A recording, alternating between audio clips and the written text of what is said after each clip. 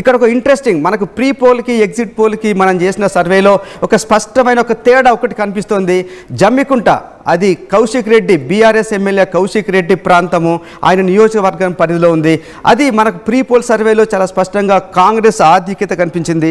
మనం ముందు చేసిన సర్వేలో కాంగ్రెస్కి 13 స్థానాలు, బీఆర్ఎస్కి 9, బీజేపీకి 4, ఇండిపెండెంట్లకు 3 అని మనకు స్పష్టమైన సమాచారం వచ్చింది. కాకపోతే ఆ స్థానాన్ని కౌశిక్ రెడ్డి ఎమ్మెల్యే కౌశిక్ రెడ్డి చాలా ప్రతిష్టాత్మకంగా తీసుకున్నాడు. తన పరిధిలో ఉన్న ఒక మున్సిపాలిటీ ఓడిపోతే తనకు చాలా అవమానంగా తనకు గౌరవం పోతుందన్న దీంతో చాలా ప్రతిష్టాత్మకంగా తీసుకొని అక్కడ అన్ని రకాల ప్రయత్నాలు చేశాడు. ఆయన చేసిన ప్రయత్నాల వల్ల జమ్మికుంటలో ఫలితం తారుమారు కాబోతున్నట్టు చాలా స్పష్టంగా సమాచారం ఉంది. మనోజ్, అక్కడ అంతకుముందు జమ్మికుంటలో కాంగ్రెస్ 13 స్థానాలు ప్రీ పోల్ సర్వేలో తేలితే ఆ తర్వాత జరిగిన ఎగ్జిట్ పోల్స్లో మాత్రం అక్కడ 3 స్థానాలు కాంగ్రెస్కు తగ్గుతున్నట్టు మనకు సమాచారం అవుతోంది.